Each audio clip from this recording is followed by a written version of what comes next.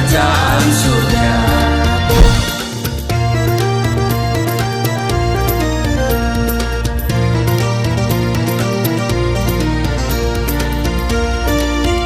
Shalom Bapak Ibu, sahabat Galilea yang diberkati oleh Tuhan Yesus. Saudara, kembali kita siapkan diri kita untuk bersaat teduh. Kita datang dalam hadirat Tuhan dan kita siapkan hati kita untuk diisi dengan kebenaran firman Tuhan. Mari kita berdoa. Segala hormat kemuliaan hanya bagimu Allah, di dalam nama Yesus Kristus. Dikuduskanlah namamu, datanglah kerajaanmu, jadilah kehendakmu di bumi seperti di surga. Kami bersyukur kami ada sebagaimana kami berada di hari ini. Dan karena itu kami mau membaca dan merenungkan firman-Mu. Urapi kami, buka hati pikiran kami. Urapi hamba-Mu secara khusus. Dan apa yang hamba sampaikan sungguh-sungguh sesuai dengan kebenaran firman-Mu. Setiap mereka yang mendengar diberkati, berakar, bertumbuh di dalam Engkau. Engkau terus memberkati mereka yang bersama dengan hamba di live chat dan juga yang setia mengikuti tayangan sahabat Galilea ini. Kiranya damai sejahtera Tuhan memerintah atas kehidupan mereka di hari ini dan penyertaan Tuhan sempurna atas kami semua di hari ini. Di dalam nama Tuhan Yesus, haleluya, amin. Saudara, kita membaca di Sefanya pasalnya yang kedua pada ayat 1, 2 dan ayatnya yang ketiga. Lembaga Alkitab Indonesia memberi judul seruan untuk bertobat. Bersemangatlah dan berkumpullah hai bangsa yang acuh tak acuh, sebelum kamu dihalau seperti sekam yang tertiup, sebelum datang ke atasmu murka Tuhan yang menyala-nyala itu, sebelum datang ke atasmu hari kemurkaan Tuhan. Carilah Tuhan, hai semua orang yang rendah hati di negeri, yang melakukan hukum-Nya. Carilah keadilan, carilah kerendahan hati. Mungkin kamu akan terlindung pada hari kemurkaan Tuhan.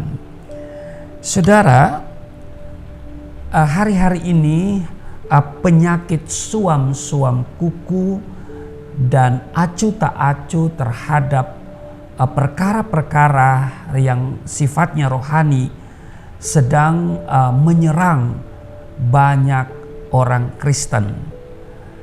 Nah, yang menjadi salah satu penyebab atau faktor penyebab adalah tekanan ekonomi. Memang hari-hari ini kita sedang berada di hari-hari yang sukar dan juga di hari-hari yang jahat. Dan saudara, tidak bisa dipungkiri tingginya biaya kebutuhan hidup membuat banyak orang dihantui oleh rasa takut. Keadaan ini, saudara, tidak hanya melanda orang-orang dunia, tapi juga dialami oleh banyak anak-anak Tuhan. Padahal firman Tuhan tidak henti-hentinya mengingatkan saudara dan saya, janganlah khawatir akan hidupmu, akan apa yang hendak kamu makan atau minum, dan janganlah khawatir pula akan tubuhmu, akan apa yang hendak kamu pakai. Bukankah hidup itu lebih penting daripada makanan, dan tubuh itu lebih penting daripada pakaian? Demikian ucapan Yesus yang tertulis di dalam Matius pasal 6 ayat 25. Saudara, kenyataannya kekhawatiran selalu saja timbul dalam hati dan pikiran kita semua. Hal ini tidak ubahnya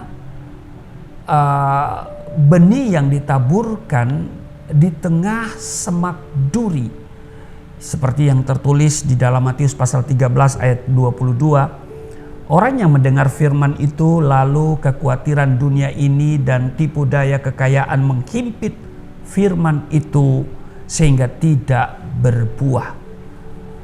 Rasa khawatir akan kebutuhan hidup ini membuat kita tidak lagi punya gairah dan kerinduan untuk mencari Tuhan. Nah, hal ini juga dialami bangsa Israel sehingga Tuhan harus menegur mereka dengan keras melalui Nabi Sefanya. Bangsa Israel cuek dan bersikap acuh tak acuh terhadap hal-hal yang rohani. Mereka tidak lagi bergairah mencari Tuhan. Mereka tidak lagi punya semangat dengan Tuhan. Perkara-perkara rohani mereka kesampingkan. Saudara, kita pun sama. Disibukkan dengan pekerjaan yang menyita hampir seluruh waktu kita. Dari pagi sampai malam, yang ada di pikiran kita hanyalah bagaimana mendapatkan uang sebanyak-banyaknya. Bagaimana supaya harta dan kekayaan kita makin berlimpah. 24 jam waktu yang diberikan Tuhan akhirnya kita habiskan untuk mengejar perkara-perkara duniawi. Saudara, seminar-seminar kiat jitu menjadi kaya mendadak, menjadi miliarder tanpa modal dan sebagainya diserbu banyak orang. Sementara untuk bersekutu dengan Tuhan dan mencari wajahnya, kita sama sekali tidak punya gairah dan tidak punya semangat sedikit pun. Akhirnya semua ibadah kita hanyalah sebatas rutinitas belaka. Nah, pertanyaannya adalah, sampai kapan ini terjadi? Saudara, selagi masih ada waktu dan kesempatan, milikilah kesungguhan mencari Tuhan. Amin. Dikatakan dalam Roma pasal 12 ayat 11, janganlah hendaknya kerajinanmu kendor, biarlah rohmu menyala-nyala dan layanilah Tuhan. Amin. Karena itu saudaraku yang kekasih, mari kita tetap bersemangat dengan Tuhan. Amin. Miliki gairah dengan Tuhan. Kalau saudara perhatikan ayat ini, seruan untuk bertobat. Tetapi Tuhan katakan bersemangatlah. Saudara, dimulai dengan kata bersemangatlah. Mari kita introspeksi diri kita. Masihkah kita bersemangat dengan Tuhan?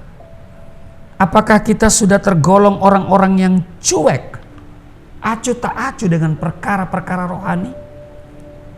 Saya yakin setiap mereka yang mengikuti sahabat Galilea setiap pagi tidak akan pernah kehilangan semangat dengan Tuhan. Amin.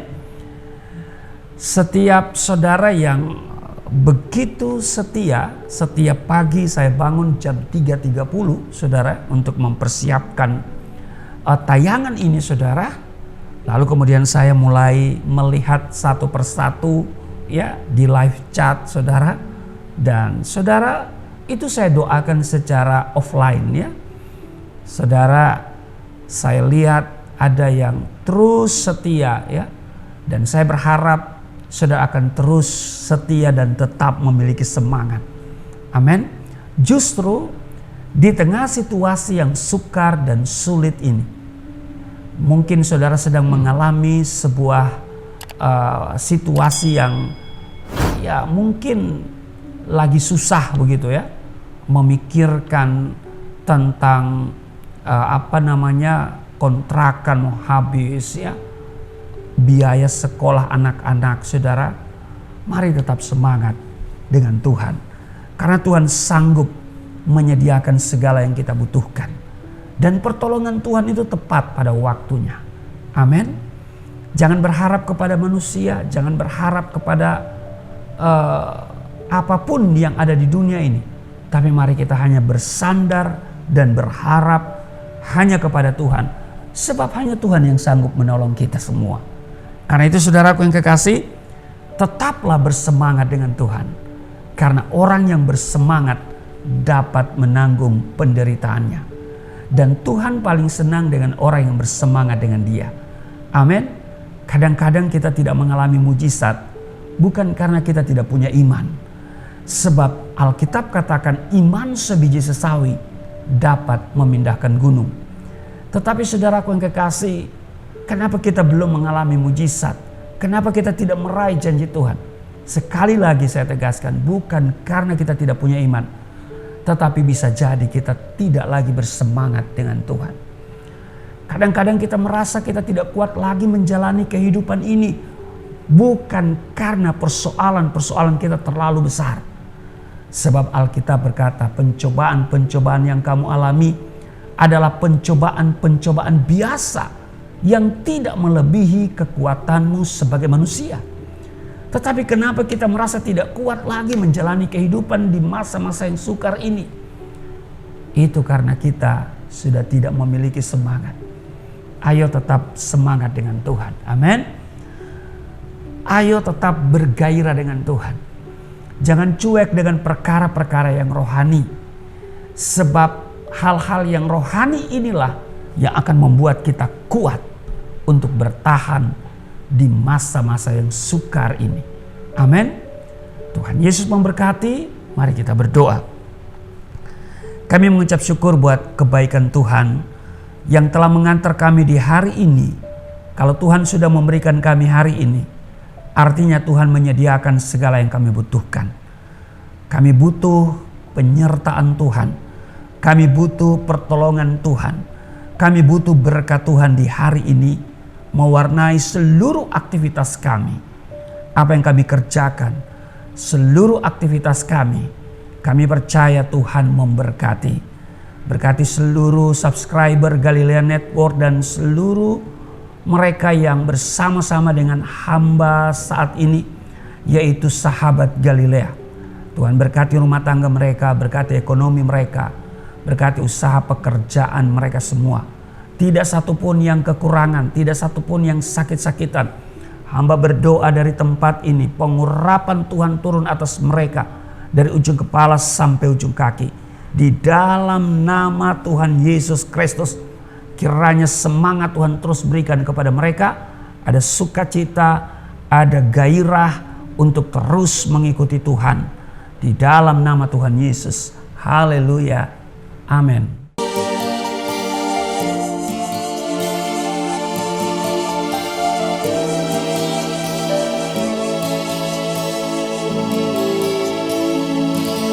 Bapa kami yang di surga,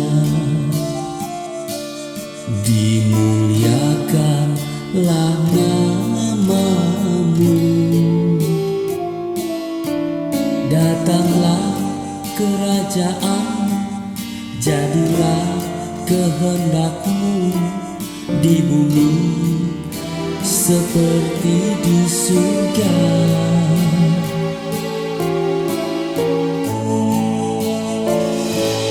Berikanlah kepada kami